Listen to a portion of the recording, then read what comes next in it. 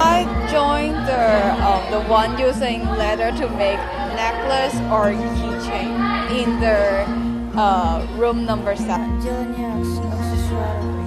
I cut some leather in different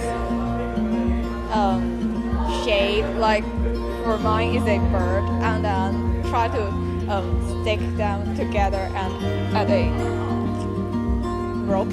Technique of cutting leather. Somehow communication, because we have to like communicate with the children. Делали браслеты, музыкальные инструменты и куклы.